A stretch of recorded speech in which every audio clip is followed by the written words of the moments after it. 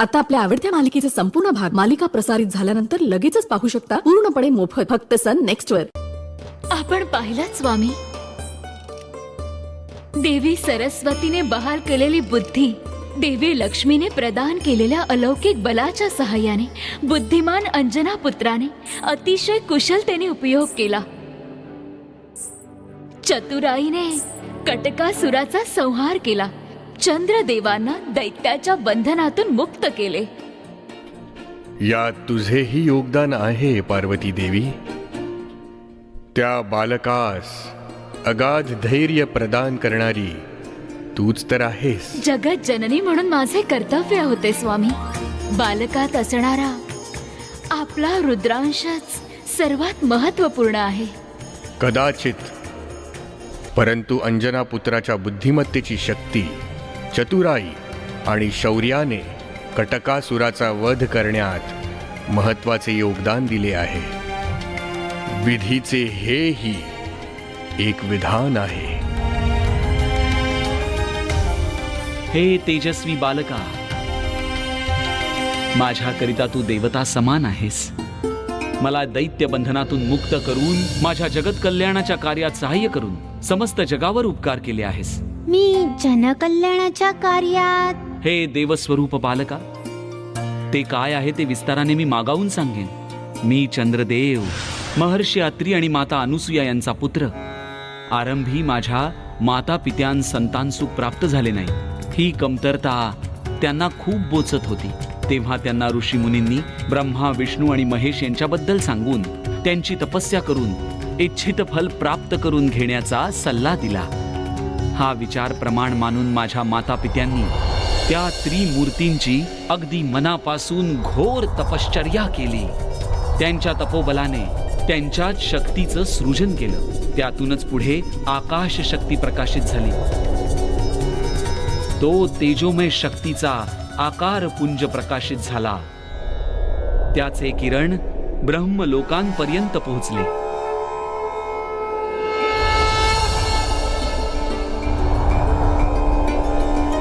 अत्री अनुसूयाची इच्छा जाणून ब्रह्म आपला अंशपुंज नाश होऊ नये म्हणून त्यांच्या रक्षणाकरिता सत्य लोकातून धरणीवर आले.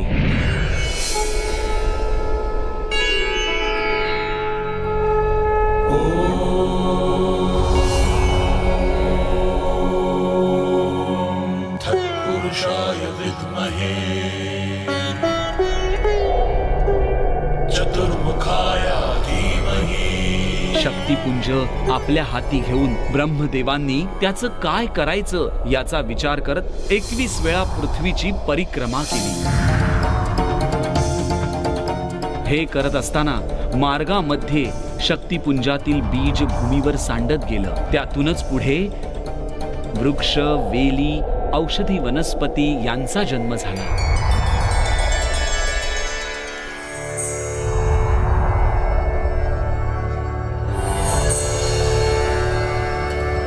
हे देवाधिदेव महादेव, अत्री अनुसूयाच्या तपश्चर्येचा शक्तीचा हा शक्तिपुंज जर धरणीवर पडला असता तर संपूर्ण धरणी जळून गेली असती. हा पुंज घटिताच कारण ठरू नये म्हणून मी या पुंजाचे रक्षण करीत आहे. आता या शक्तिपुंजाचे काय करावे हे सुचत नाही म्हणून मी आपल्याकडे आलो आहे. ब्रह्मदेवा, आपल्या हातांची घट्ट पकड सैल करा.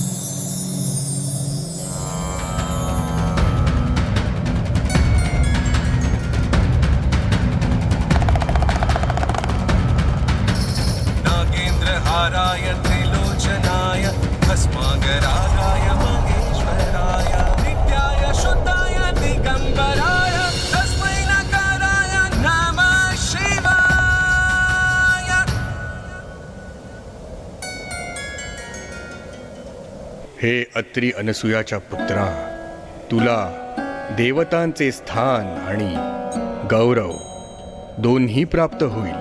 आजपासून तुझे नाव चंद्रदेव आहे. तुझ्याकरिता आम्ही एक कल्पना केली आहे. तुझ्या शीतल किरणांनी अंधकारात सृष्टीला तुझा शीतल प्रकाश दे. मानवांच्या सर्व दोषांचे निर्वाहन कर. मनुष्यांच्या मनाचा अधिष्ठित देवता बन. चंद्रमा मनसो जातः.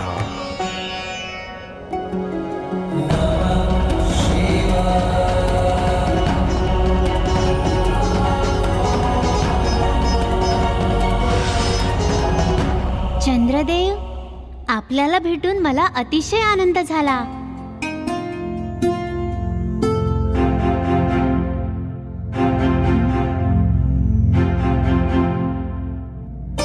वेळ झाली आहे. मला आता प्रयाण करावयास हवे. आता आज्ञा द्यावी. मला माझ्या मार्गावर जाण्यास अनुमती द्यावी. हो, अनुमती आहे. जा तेजस्वी बालका, तुझ्या मार्गात तुला यशप्राप्ती हो.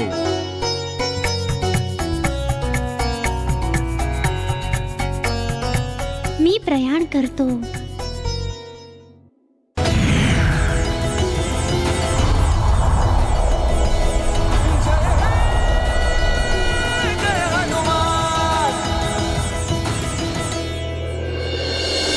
कटकासूर हा एकच नव्हे, अंजना पुत्रास त्याच्या मार्गात आणखी न जाणे किती दैत्यांचा सामना करावयाचा आहे.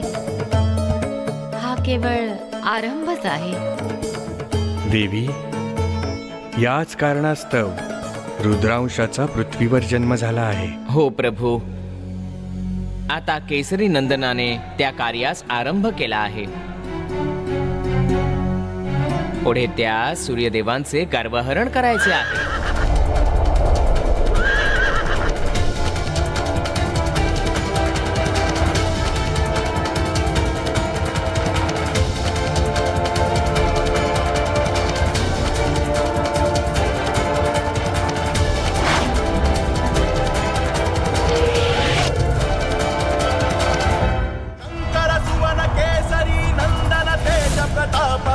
जगवंदन वज्रध्वजवनूहिरी दंतवने यज्ञोपवीतवधरिषीधवने सुगमानुग्रह.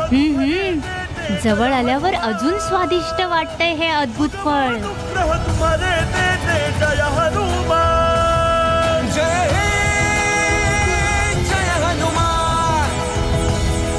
जय जय हनुमान.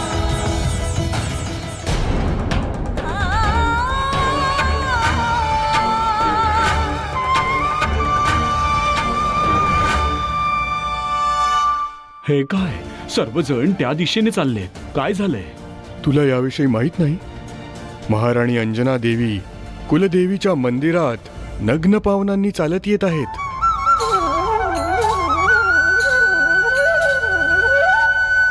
बिचारी, परमेश्वरा, तुझी काय लीला आहे?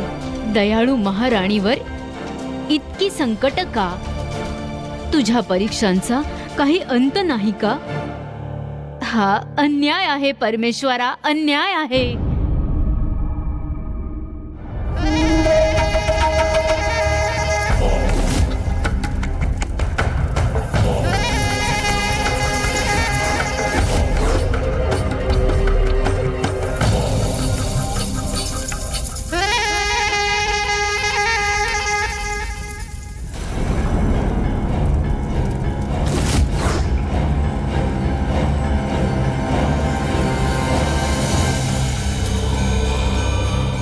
कुठल्या अशुभाचा आभास होत आहे.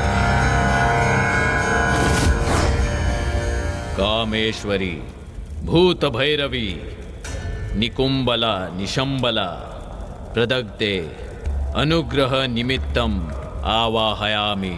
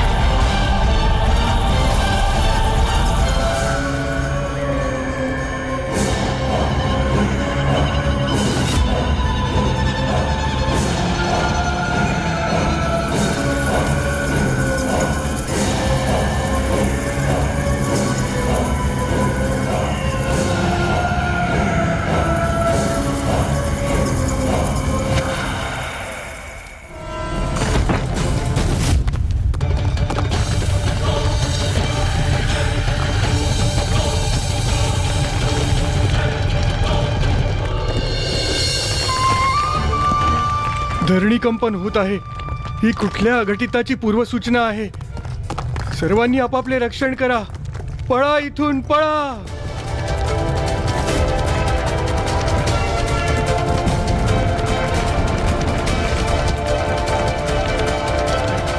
महाराणी, उठा, स्वतःचं रक्षण करा.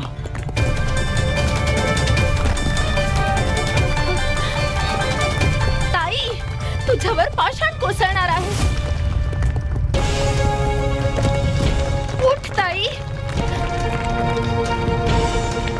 पर्वताप्रमाणे भव्य पाषाण कोसळल्यावर काय उरेल? उठ ताई, कृपा करून उठ.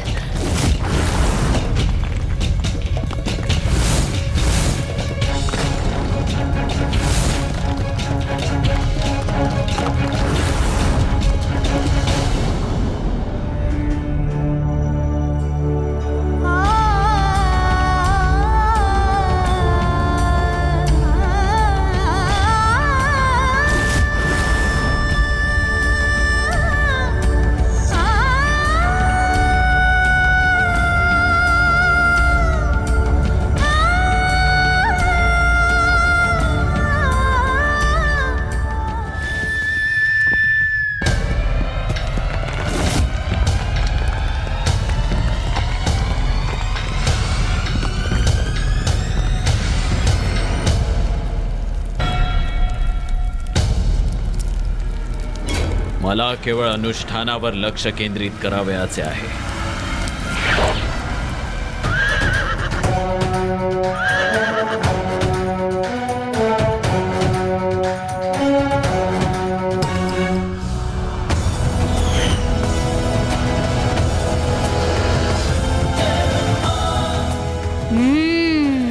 किती रुचकर फळ. हा हा.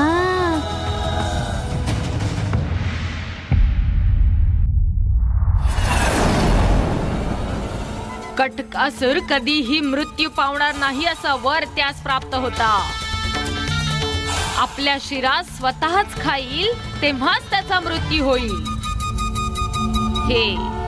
हे कसे संभव होऊ शकले? कटकासुराच्या मृत्यूस कोण कारणीभूत ठरले? इतके शौर्य कोणात आहे? या क्षणी दाखव.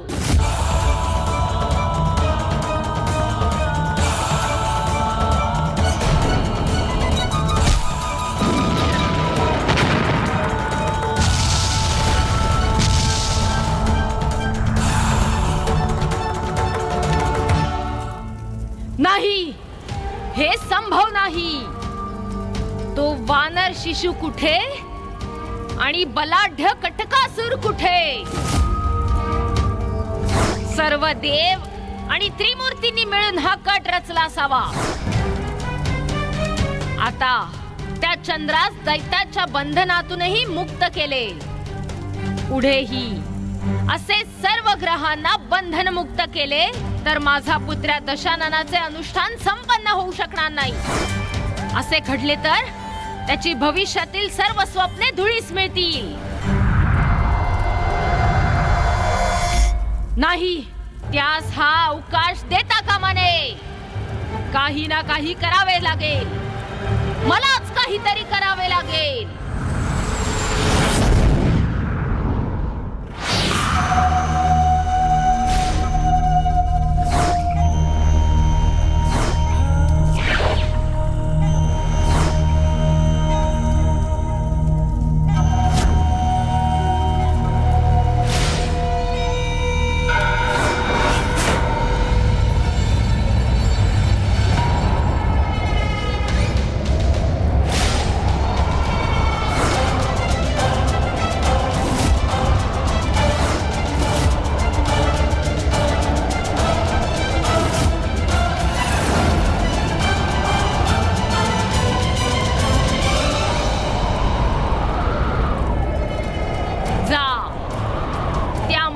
शिशूचा वध कर.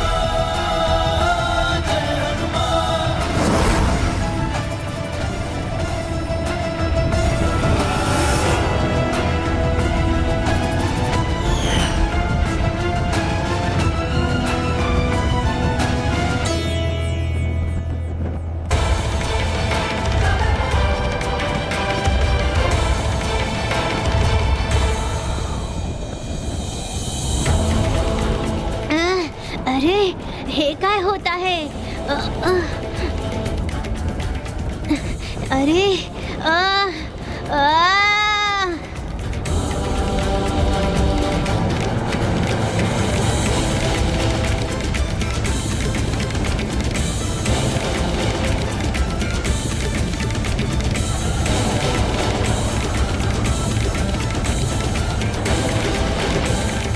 हे कसले भयंकर वादळ आहे? माझा पुत्र संकल्प केलेले अनुष्ठान निश्चितच पूर्ण करेल. अंधकाराच्या जगातील सर्वोच्च बल मिळवून चतुर्दश भुवनांवर राज्य करेल. मग ते मर्कट बालक भूमीवर परतू शकणार नाही. या भीषण वादळात फसून तडफडून मरे. पुढे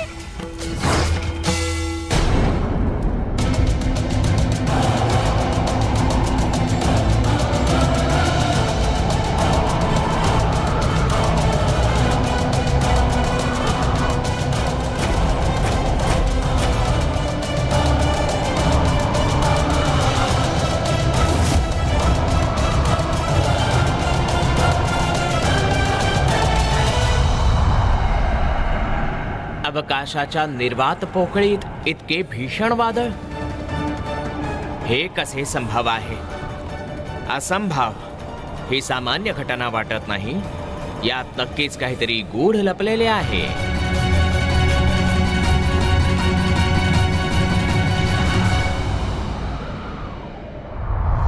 शंभो महादेवा, हे जगदीश्वरा, रुद्रांश संकटात आहे. वादळी वाऱ्यात अडकून आपल्या लक्ष्यापासून दूर आता त्याची दिशाभूल होत आहे. सूर्याचा अहंकार दूर करून ग्रहांना दैत्यांच्या बंधनातून मुक्त करणे हा माझा उद्देश होता. परंतु आता अंजना पुत्राचा मार्ग बदलला आहे. आता काय होईल देवा? सत्य आहे स्वामी. रुद्रांशास योग्य मार्गावर येण्याची आवश्यकता आहे. अन्यथा तो योग्य मार्गावरच नसेल तर लक्ष्याच्या दिशेने तो कसा काय पुढे जाईल? योग्य मार्ग. कोणता योग्य मार्ग? देवी सरस्वती, कोणतेही निर्धारित लक्ष्यापर्यंत पोहोचवणाऱ्या पथास कोणतेही संबोधन नसते. कधीही कोणत्याही दिशेने योग्य समयी संकल्पित उद्देशपूर्तीकरिता मार्ग आपोआप मिळत जातो. सर्व स्थिती, परिस्थिती आणि पूरक वातावरण आपोआप मिळत जाते. केवळ ते लक्ष्य आणि त्याच्या पूर्तीचा निर्णय प्रामाणिकपणे असणे हेच मुख्य आहे. क्षितिजावरील ते भव्य फळ खायचेच आहे ही अंजना पुत्राची इच्छा अतिशय ठाम आहे. तो विचलित होणार नाही. त्याच्या मार्गावर विघ्न, संकटे आली तरीही त्याचे निवारण करत तो आपल्या लक्ष्याच्या दिशेने पुढे जाईल. यामध्ये कसलाही संशय नाही देवी.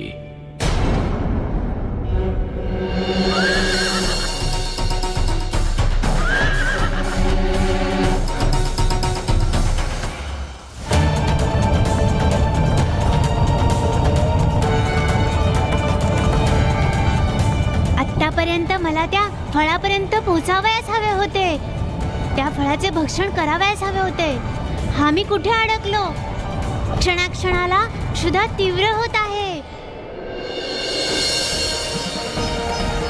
पुत्री अंजना, बस कर. आतापर्यंत क्षुधा, तृष्णा, दैहिक यातना सोसल्या आहेत. कुलदेवीचे मंदिर अद्याप दूर आहे. हवे तर आपण पायी जाऊ. अशा यातनांनी देवीची सेवा होणार नाही. नको. हे माझ्याकरिता नाही, माझ्या पुत्राकरिता आहे. तो सुरक्षित परत यावा. एका मातेचे कर्तव्य पार पाडते आहे. मला अडवू नका, मला अडवू नका, मला अडवू नका माता.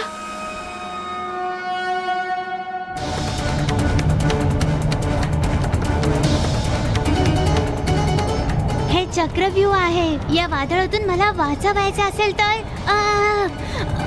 तर याच्या विरुद्ध दिशेला जावे लागेल.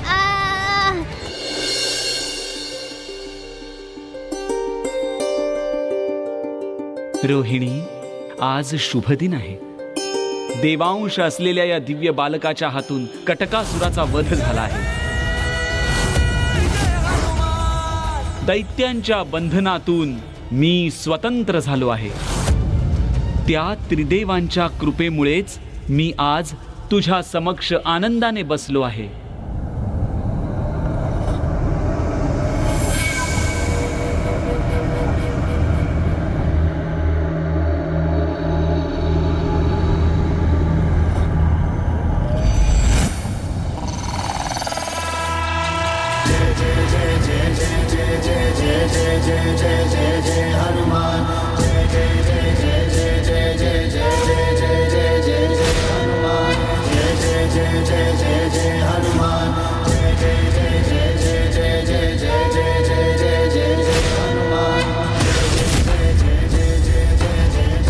हे तर चंद्रलोकाप्रमाणे वाटत नाही.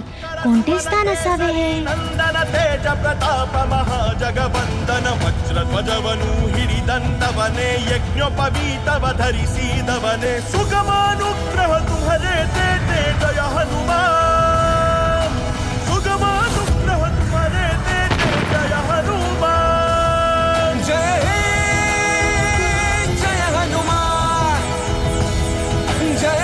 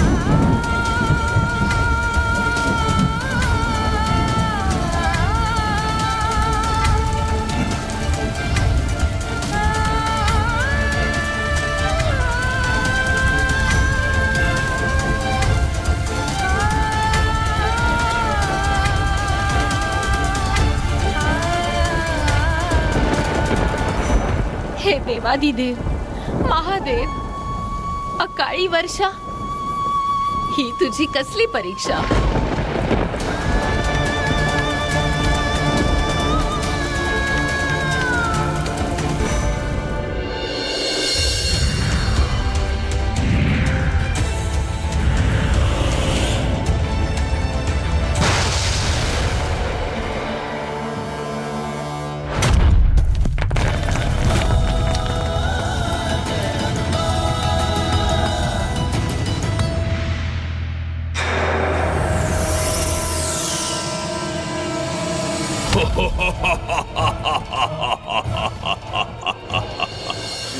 श्रीमान, आपण कोण आहात? माझ्या मार्गाच्या मध्यभागी का उभे आहात? मुंगी एवढा बालक माझ्या स्थानावर येऊन मलाच प्रश्न विचारतो आहेस? आपण गैरसमज करून घेऊ नये. मला आपला परिचय नाही, आपली ओळख पटावी म्हणून मी विचारत आहे. असं ऐक मग, राक्षस कुलभूषण अकोटी, लंकाधिपती दशानंद रावणांच्या आदेशानुसार मी या ग्रहाचा अधिपती आहे. इथला अधिपती मी आहे.